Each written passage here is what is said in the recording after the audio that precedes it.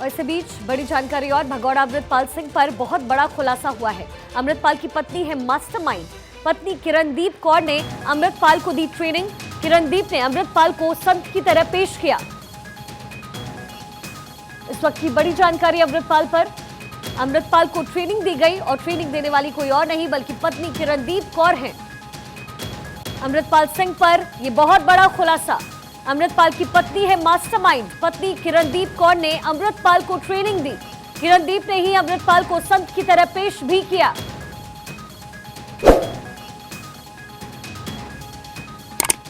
और चलिए अब आपको अमृतपाल सिंह के बारे में तफसील से बताते हैं। आपको दिखाते हैं कि अमृतपाल सिंह को उसकी पत्नी किरणदीप कौर ने आखिर किस तरीके से ट्रेनिंग दी।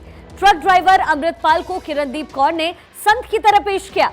कभी गुरुद्वारे ना जाने वाले अमृतपाल को सिख समाज का ज्ञान दिया। किरणदीप कौर ने अमृतपाल को उत्तेजित भाषण देने भी सिखाए और ये गुर उसके अंदर भर भर कर डाला। युवाओं में शब्दों से जोश भरना और अपने अनुयायी बनाने के गुर भी उसे सिखाए गए। खालिस्तान समर्थक अमृतपाल सिंह दरअसल दुबई में ट्रक ड्राइवरी का काम करता था और इसी दौरान वो पाकिस्तानी खुफिया एजेंसी ISI के संपर्क में आया। ISI भारत में खालिस्तानी गतिविधियों को प्रमोट करना चाहती थी। ISI को चाहिए था भिंडरावाले की तरह युवाओं में पकड़ बनाने वाला कोई व्यक्ति। ISI ने बब्बर खालसा ग्रुप से बातचीत की। खालसा ग्रुप ने अमृतपाल को संत अमृतपाल बनाने की जिम्मेदारी किरणदीप कौर को सौंप दी। किरणदीप कौर ने 102 दिन तक अमृतपाल को ट्रेनिंग दी। ट्रेनिंग के दौरान किरणदीप कौर ने अमृतपाल की पूरी काया पलट कर रख दी। कभी कभार गुरुद्वारे जाने वाला व्यक्ति लोगों को गुरबानी का ज्ञान देने लग गया। पैंट शर्ट पहनने वाला अमृतपाल निहंगों के वस्त्र धारण करके बैठ गया। ट्रेनिंग के दौरान ही किरणदीप कौर और अमृतपाल सिंह ने शादी का फैसला भी किया। तो देखिए किस तरीके से ये ट्रेनिंग दी गई और पत्नी ने अमृतपाल को ये ट्रेनिंग दी। आपको ये भी बताएं कि खालिस्तान समर्थक अमृतपाल सिंह को पंजाब पुलिस अब तक गिरफ्तार नहीं कर पाई है। उसे पकड़ने के लिए पुलिस ने 15 दिन पहले ही प्लान तैयार कर लिया था। इसके बावजूद पुलिस अमृतपाल को पकड़ने में नाकामयाब रही और इसी बीच अमृतपाल और उसके समर्थकों की तलाश में उत्तराखंड पुलिस ने भारत नेपाल सीमा पर तलाशी अभियान और तेज कर दिया है।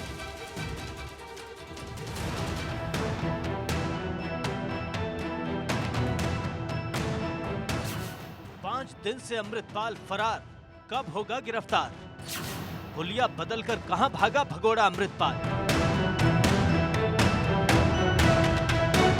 वारिस पंजाब दे का स्वयंभू मुखिया अमृतपाल सिंह अब तक पुलिस की पकड़ से दूर है। 5 दिन हो गए मगर उसका अभी तक पता नहीं चला है। उसकी तलाश में कई राज्यों की पुलिस और सुरक्षा एजेंसियां लगी हुई हैं। पंजाब पुलिस लगातार छापेमारी कर रही है। पंजाब में ऑपरेशन अमृतपाल का आज 5वां दिन है और इस 5वें दिन में भी आज भी पंजाब पुलिस को किसी भी तरह की अमृतपाल की सूचना नहीं मिली है और ये बहुत बड़ा फेलियर है। हाई कोर्ट ने इसके लिए जो पंजाब पुलिस है उसको फटकार भी सुनाई है कि अगर इस तरीके का थ्रेट था, इस तरीके का आदमी था तो वो कैसे भाग सकता है। लेकिन अमृतपाल के सारे साथी गिरफ्तार हो चुके हैं। 150 से अधिक जो साथी हैं वो अभी पुलिस हिरासत में है। लगातार पूछताछ हो रही है और अमृतपाल के लिए पंजाब पुलिस ने लुक आउट नोटिस भी जारी किया है कि कहीं वो देश छोड़ करके किसी भी रास्ते से बाहर ना भाग जाए, जिसके लिए सभी राज्यों की पुलिस को, जो बॉर्डर पुलिस है और इसके अलावा NIA भी इसमें शामिल है और वो भी पूरी तरीके से जांच कर रही है। अमृतपाल की जो पत्नी है किरणदीप कौर, उसकी भी जांच इस समय की जा रही है क्योंकि कहा जा रहा है कि UK में 2020 में फंडिंग के मामले में वो गिरफ्तार हो चुकी थी। तो इस पूरे मामले में इस समय जांच चल रही है और इस जांच के बाद बहुत सी चीज़ें साफ हो जाएंगी। लेकिन अमृतपाल कहाँ है और किस तरीके से वो फरार घोषित हुआ, किस तरीके से भगोड़ा है और इस समय वो कहाँ पे मौजूद है, किस स्वरूप में है, इस बात की अभी जानकारी पंजाब पुलिस को नहीं लगी है।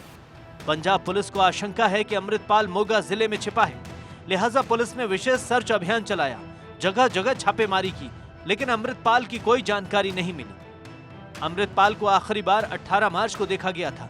18 मार्च को पुलिस ने जब उसका पीछा किया तो उसने अपनी मर्सिडीज कार छोड़कर ब्रेजा कार से फरार हो गया। अमृतपाल और उसके समर्थकों की तलाश तेज कर दी गई है। हिमाचल प्रदेश, जम्मू कश्मीर, हरियाणा, उत्तराखंड, उत्तर प्रदेश, इन राज्यों में अमृतपाल की तलाश की जा रही है। अमृतपाल हुलिया बदलकर फरार है। खबर है कि वो नेपाल भागने की फिराक में जुटा है।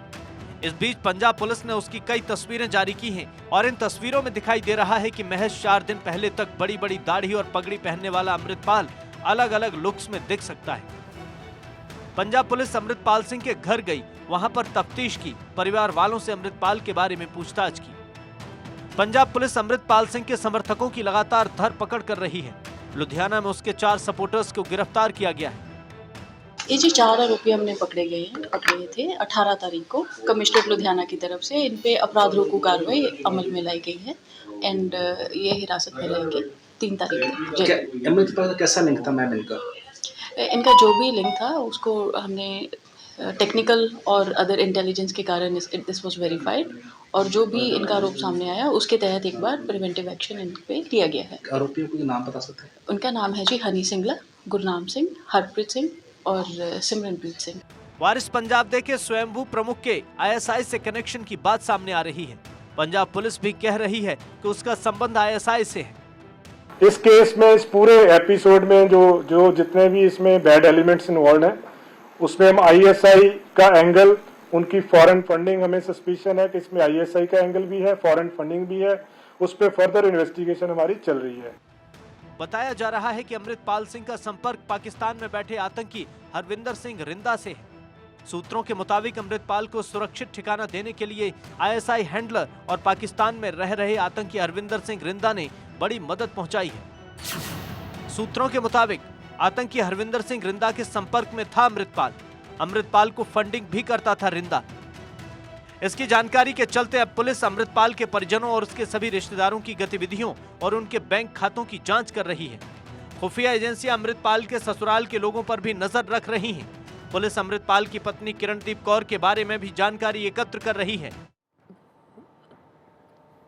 और हमारे सहयोगी थानेश्वर शर्मा इस वक्त हमारे साथ ताजा जानकारी लिए जुड़ गए हैं। थानेश्वर, लगातार धरपकड़ की कोशिश हो रही है अमृतपाल को लेकर। इसी बीच जानकारी ये भी मिली है थानेश्वर कि आज रात तक वो भारत से फरार हो सकता है, वो विदेश जा सकता है। ऐसे में वहां पूरा कैलकुलेशन क्या कुछ कह रहा है? क्योंकि एक बात तो साफ हो गई कि अमृतपाल की जो पत्नी है वही उसकी इस पूरे खेल की मास्टरमाइंड है, वही उसकी ट्रेनर है। बिल्कुल सही कहा आपने। अमृतपाल जो ट्रक ड्राइवर अमृतपाल था उसे संत अमृतपाल बनाने में मेन भूमिका निभाई उसकी पत्नी ने। उसकी पत्नी ने ही उसे उठने बैठने के सलीके सिखाए, सिख धर्म के बारे में बताया, क्योंकि अमृतपाल गुरुद्वारे नहीं जाता था, उसे सिख धर्म के बारे में बिल्कुल जानकारी नहीं थी। सिख धर्म में क्या क्या बोला जाता है, कैसे सिख धर्म की गुरबाणी के शब्दों का इस्तेमाल किया जाता है, ये सब कुछ उसकी पत्नी ने सिखाया। 102 दिनों तक, जो हमारा खुफिया एजेंसियों के सूत्रों से जो जानकारी मिल रही है, 102 दिनों तक अमृतपाल की पत्नी किरणदीप कौर ने उसे ट्रेनिंग दी थी। ट्रेनिंग देने के बाद शुरू में इंडिया आकर अमृतपाल जो भी भाषण देता था उस सब भाषण की स्क्रिप्ट भी किरणदीप कौर लिखती थी। धीरे धीरे जैसे ही अमृतपाल इससे फैमिलियर हो गया, वो युवाओं में उठने बैठने लगा, युवाओं को अपने पीछे लगाने का टैलेंट आ गया उसमें, किस तरीके से पूरी पब्लिक को सम्मोहित किया जाता है, किन शब्दों में पब्लिक उसके साथ जुड़ेगी, ये शब्द जब अमृतपाल को प्रयोग करने आ गए तो किरणदीप ने स्क्रिप्ट लिखनी बंद कर दी। यही नजदीकियां उनकी बढ़ी और उन्होंने शादी कर ली। जी, अभी पूरी मास्टरमाइंड किरणदीप ही है। किरणदीप कौर अभी अमृतपाल के टच में है। चलिए ठीक है थानेश्वर, बहुत बहुत शुक्रिया आपका इस तमाम जानकारी के लिए। मैं आपके पास अपडेट के लिए वापस आऊंगी। और तेज रफ्तार खबरों के बाद बात करें विस्तार से। राष्ट्रीय जांच एजेंसी जम्मू कश्मीर में फुल एक्शन में है, आए दिन छापेमारी कर रही है। और अब एनआईए ने एनजीओ टेरर फंडिंग मामले में श्रीनगर में एक कश्मीरी पत्रकार को गिरफ्तार किया है। गिरफ्तार पत्रकार का नाम इरफान महराज बताया जा रहा है, जिस पर बड़ी आपराधिक साजिश रचने का गंभीर आरोप है। साथ ही एनआईए ने जम्मू कश्मीर आतंकवाद साजिश मामले में एक और ओवरग्राउंड वर्कर के खिलाफ भी चार्जशीट दाखिल की है। एक रिपोर्ट देखिए।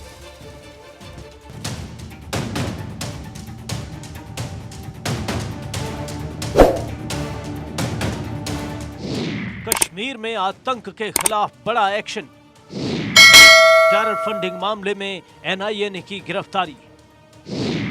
बड़ी आपराधिक साजिश रचने का आरोप। पाकिस्तान की ओर से भारत के खिलाफ साजिश रचने के आरोप में नेशनल इन्वेस्टिगेशन एजेंसी यानी एनआईए जुटी हुई है। पिछले कुछ दिनों से एनआईए लगातार छापेमारी कर रही है और अब एनजीओ टेरर फंडिंग मामले में एक की गिरफ्तारी की गई है। गिरफ्तार शख्स का नाम इरफान महराज। जानकारी के मुताबिक इरफान महराज की पहचान फ्रीलांस पत्रकार के रूप में हुई है। श्रीनगर से इरफान महराज को एनआईए ने गिरफ्तार किया। खुर्रम परवेज का करीबी है Irfan Mehraj. Jammu Kashmir coalition of civil societies के साथ काम कर रहा था। अक्टूबर 2020 में दर्ज एनजीओ टेरर फंडिंग मामले में की गई कार्रवाई। घाटी में जेके सीसीएस आतंकी गतिविधियों को फंडिंग कर रहा था। मानवाधिकारों की सुरक्षा की आड़ में घाटी में अलगाववादी एजेंडे का प्रचार कर रहा था। पत्रकार इरफान महराज को गिरफ्तार करने पर एडिटर्स गिल्ड ने आलोचना की। एडिटर्स गिल्ड का कहना है कि पत्रकारों पर यूएपीए का इस्तेमाल किया जा रहा है। बता दें कि खुर्रम परवेज को भी एनआईए ने ही अरेस्ट किया है और इसकी गिरफ्तारी साल 2021 के नवंबर महीने में की गई थी। इस मामले में राष्ट्र विरोधी गतिविधियों के लिए 13 मई 2022 को खुर्रम समेत 6 लोगों के खिलाफ एनआईए ने चार्जशीट दायर की थी। इन लोगों पर आरोप लगे कि ये लोग जरूरी जगहों और सुरक्षा बलों की आवाजाही के बारे में जानकारी इकट्ठा कर रहे थे। एनआईए ने न केवल गिरफ्तारी की बल्कि जम्मू कश्मीर आतंकवाद साजिश मामले में प्रतिबंधित आतंकी संगठन हिजबुल मुजाहिदीन के एक सक्रिय कार्यकर्ता के खिलाफ अपनी पहली सप्लीमेंट्री चार्जशीट दाखिल की।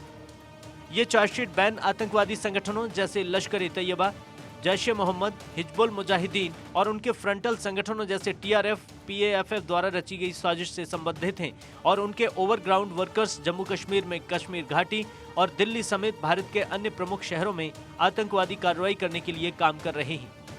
जम्मू कश्मीर से आतंकवाद का पूरी तरह खात्मा करने के लिए केंद्र सरकार फुल एक्शन में है। लगातार प्लानिंग की जा रही है।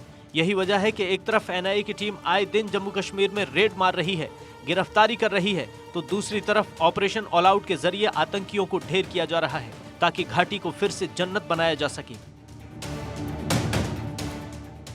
केंद्र में मोदी सरकार के आने के बाद जम्मू कश्मीर को लेकर सबसे बड़ा फैसला किया गया। 5 अगस्त 2019 को जम्मू कश्मीर से अनुच्छेद 370 निष्क्रिय कर दिया गया। अब उसका असर दिखाई दे रहा है। जम्मू कश्मीर में विकास की बयार बहना शुरू हो गई है। Bureau report, Bharat 24। कर्नाटक के कॉलेज में शुरू हुआ हिजाब विवाद अभी थमा नहीं है कि अभी कर्नाटक के तुमकुर में इवेंट मैनेजमेंट कंपनियों में हिजाब विवाद ने तूल पकड़ लिया। दरअसल यहां काम करने वाली हिंदू महिलाओं को मुस्लिम समुदाय के कार्यक्रमों के दौरान हिजाब पहनने के लिए मजबूर किया जा रहा था। एक रिपोर्ट आपको दिखाते हैं। कर्नाटक हिजाब विवाद मामले में सुप्रीम कोर्ट अभी सुनवाई कर रहा है, लेकिन अब कंपनीज में भी हिजाब को लेकर बवाल शुरू हो गया। कर्नाटक के तुमकुर में कुछ इवेंट मैनेजमेंट कंपनीज में काम करने वाली हिंदू महिलाओं को मुस्लिम समुदाय के कार्यक्रम के दौरान हिजाब पहनने के लिए मजबूर किया जा रहा है। हिंदू महिलाओं को अधिक दैनिक मजदूरी का लालच देकर मुस्लिम्स के कार्यक्रम में न सिर्फ हिजाब पहनाने की बात सामने आई, बल्कि दावा किया गया कि उन्हें कुमकुम हटाकर कार्यक्रम में हिस्सा लेने के लिए कहा गया है। संवाद कन्नड़ नामक एक स्थानीय चैनल ने इस रिपोर्ट को दिखाया भी है। साड़ी और हिजाब पहने हिंदू महिलाओं की तस्वीरें और वीडियो वायरल होने के बाद बजरंग दल कार्यकर्ताओं ने इस मुद्दे को स्थानीय जनप्रतिनिधियों के समक्ष उठाया था। साथ ही इवेंट मैनेजमेंट कंपनीज के खिलाफ विरोध भी जताया। बजरंग दल कार्यकर्ता मंजू भार्गव के मुताबिक इवेंट मैनेजमेंट कंपनीज गरीब हिंदू महिलाओं को अपना निशाना बनाती हैं, उन पर दबाव बनाती हैं कि वो हिजाब पहने। मुस्लिमों के निकाह और अन्य कार्यक्रमों में कंपनियों की ओर से हिजाब पहनने और हिंदुओं की अन्य निशानियों जैसे कुमकुम और चूड़ी नाहक पहनने पर महिलाओं को 800 से 1000 रुपए तक का लालच दिया जाता है। हिजाब न पहनने वाली महिलाओं को सिर्फ 300 से 400 रुपए तक दिए जाते हैं। मंजू भार्गव के मुताबिक हिजाब पहनने से इनकार करने वाली लड़कियों को काम भी निचले स्तर का दिया जाता है। सोशल मीडिया पर घटना की जानकारी के बाद बजरंग दल कार्यकर्ताओं ने उन लड़कियों के परिजनों से संपर्क किया जिनकी तस्वीर सोशल मीडिया पर वायरल हो रही थी। परिजनों का कहना था कि उन्हें इस बारे में जानकारी नहीं कि ज्यादा रुपयों के लिए बच्चियों का कुमकुम हटाना और हिजाब पहनना मंजूर नहीं है। फिलहाल पूरे मामले पर बजरंग दल समेत हिंदू संगठनों की ओर से कई इवेंट मैनेजमेंट कंपनीज के खिलाफ प्रदर्शन किया जा रहा है। कार्यकर्ताओं का कहना है कि इस्लामीकरण को बढ़ावा देने वाली इस तरह की हरकतें बंद होनी चाहिए। Bureau report, Bharat 24। केंद्रीय गृह मंत्री अमित शाह ने आज एलओसी पर मां शारदा मंदिर का डिजिटल तरीके से उद्घाटन किया। ये मंदिर जम्मू कश्मीर के कुपवाड़ा क्षेत्र में है। अमित शाह वीडियो कॉन्फ्रेंसिंग के जरिए सभी को उन्होंने बधाई भी दी। जम्मू कश्मीर को केंद्र की नई सौगात। एलओसी पर मां शारदा मंदिर का शुभारंभ। शाह की शक्ति साधना। एलओसी पर शारदा पीठ। देवी आराधना का महापर्व चैत्र नवरात्रि शुरू हो गया है। 9 दिनों तक देवी दुर्गा की पूजा और साधना बड़े ही भक्तिभाव से की जाएगी। चैत्र नवरात्र के मौके पर केंद्र सरकार ने जम्मू कश्मीर को नई सौगात दी। केंद्रीय गृह मंत्री अमित शाह ने एलओसी पर मां शारदा मंदिर का डिजिटल उद्घाटन किया। शुभारंभ के साथ ही कुपवाड़ा जिले में नियंत्रण रेखा के करीब टिटवाल में शारदा मंदिर के द्वार भक्तों के लिए खोल दिए गए। अमित शाह ने वर्चुअली संबोधन किया और प्रदेशवासियों को इसके लिए शुभकामनाएं दी। मैं आज यहाँ पर आ तो नहीं पाया हूँ आप लोगों के साथ, परंतु निश्चित रूप से जब भी मैं जम्मू कश्मीर आऊंगा, मेरे दौरे की शुरुआत मैं पुनर्निर्मित माता शारदा देवी के मंदिर में शीश झुकाकर ही करूंगा। देश का विभाजन हुआ, इसके बाद यानी 1947 में हमलावरों ने मंदिर को तोड़-फोड़ कर बर्बाद कर दिया था। अब जब इस मंदिर को फिर से बना दिया गया है तो स्थानीय लोगों में काफी खुशी है। ऐसे में इस मंदिर के बारे में बताते हैं। शारदा पीठ महाशक्ति पीठों में से एक है। कथाओं के अनुसार यहाँ सती का दाहिना हाथ गिरा था। सागर मंथन के दौरान मिले अमृत को यहाँ लाया गया था। एक समय में शारदा पीठ को ज्ञान का केंद्र माना जाता था। शास्त्रों और आध्यात्मिक ज्ञान के लिए विद्वान यहाँ पहुंचते थे। आदि शंकराचार्य ने आराधना के लिए स्तुतियां की थी। शारदा पीठ के शुभारंभ के मौके पर अमित शाह ने जम्मू कश्मीर से अनुच्छेद 370 को निष्क्रिय किए जाने की बात कही। उन्होंने कहा, अनुच्छेद 370 के निष्क्रिय होने के बाद से जम्मू कश्मीर में शांति स्थापित हुई है कि मोदी जी के प्रयास से कश्मीर में धारा 370 हटने के बाद जो शांति प्रस्तापित हुई है, इसने घाटी को और जम्मू को फिर से एक बार अपनी पुरानी परंपराओं की ओर, पुरानी सभ्यता की ओर, गंगा जमनी तहजीब की ओर ले जाने का काम किया है। कुपवाड़ा में मां शारदा मंदिर के उद्घाटन पर पीडीपी प्रमुख महबूबा मुफ्ती ने कहा कि शारदा मंदिर खोलना बहुत अच्छी बात है। This is very good. We have always been saying that we need to, engage, reconcile and resolve things. So opening of Sharda temple is a very good thing. It is something, that the Kashmiri Pandits were looking forward to.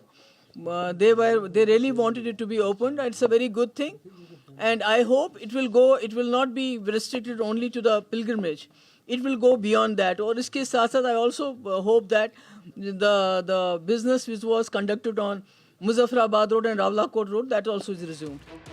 केंद्र में मोदी सरकार जब से आई है, देश की पुरानी विरासतों को पुनर्जीवित करने में जुटी है।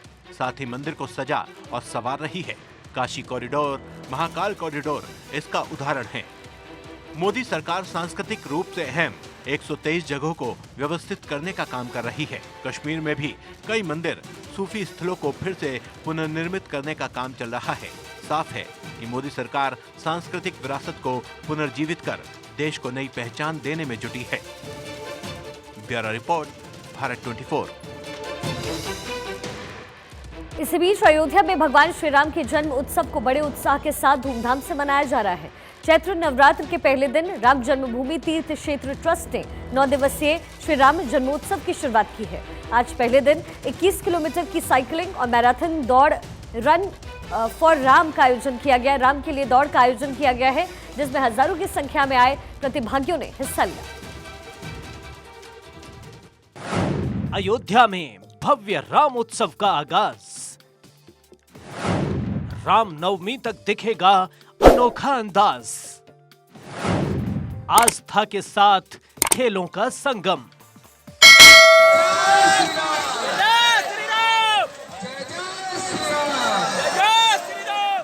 राम की नगरी अयोध्या में भगवान श्री राम के भव्य और दिव्य मंदिर का निर्माण तेजी से जारी है। इसके लिए हजारों मजदूर और कारीगर लगे हुए हैं। तो वहीं श्री राम जन्मोत्सव को भव्यता के साथ मनाया जा रहा है। आज से लेकर राम नवमी तक चलने वाले इस उत्सव में आस्था के साथ साथ खेलों का संगम दिखाई दे रहा है। पहले दिन 2 खेलों का आयोजन हुआ। Jai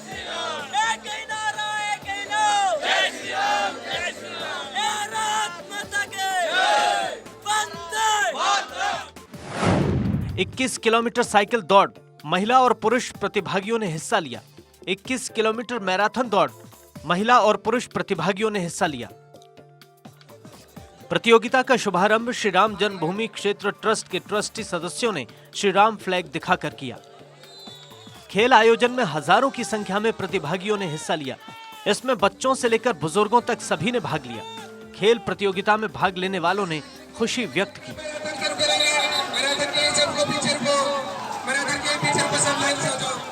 अच्छा लग रहा है यहाँ पे आप लोगों ने जो ये आयोजन करा है और सबको जोड़ने की कोशिश करी है। हम लोग उसमें पार्टिसिपेट करना चाहते थे, उसका भाग बनना चाहते थे, उसका हिस्सा।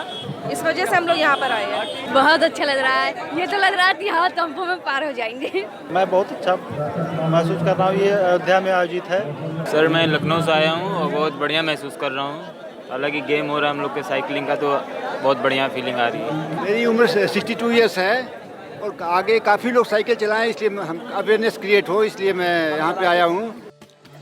9 दिवसीय श्री राम जन्मोत्सव कार्यक्रम में 7 दिन तक खेल प्रतियोगिता का आयोजन किया जा रहा है।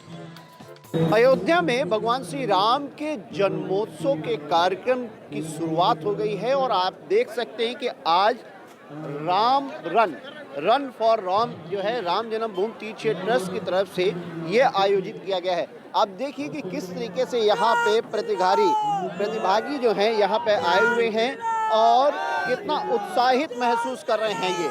ये प्रतिभागी जो हैं ये पूरे राज्यों से आए हुए हैं यहाँ पर और भगवान श्री राम के जन्मोत्सव में शामिल होने के लिए आए हैं। और जो शुरुआत है राम जन्मभूमि तीर्थ क्षेत्र ट्रस्ट की तरफ से, वो अपने में ये पहली बार ये ऐसा कार्यक्रम किया जा रहा है। आप देखिए कि ये लगभग 21 किलोमीटर की पूरी रन है जिसे मैराथन का नाम दिया गया है और आज से 7 दिवसीय ये खेल प्रतियोगिता का कार्यक्रम यहाँ पे शुरुआत हुई है। राम जन्मोत्सव के दिन अयोध्या में यूं तो अलग अलग मंदिरों में सांस्कृतिक और धार्मिक कार्यक्रम होते रहे हैं, लेकिन इस बार राम मंदिर ट्रस्ट ने इसे उत्सव का रूप दिया है। रामलला के भव्य मंदिर में विराजमान होने से पहले इसकी शुरुआत हो रही है, तो विराजमान होने के बाद 2024 से ये महोत्सव इस तरह आयोजित होगा जो अयोध्या की पहचान से जुड़ जाएगा। 30 मार्च तक चलने वाले इस उत्सव को राम की पैड़ी समेत अलग अलग स्थानों पर मनाया जाएगा, जिसमें ओलंपिक में शामिल खेलों के साथ साथ भजन और योग समेत कई सांस्कृतिक और धार्मिक कार्यक्रमों का आयोजन किया जाएगा।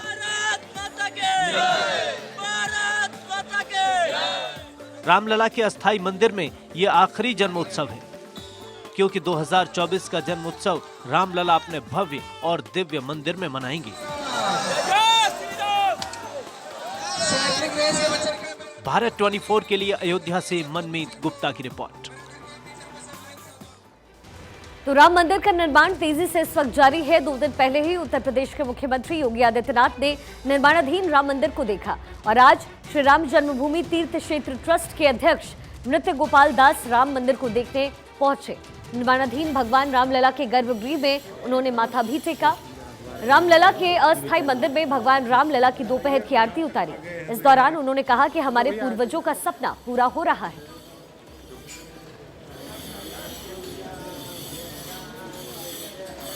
चलते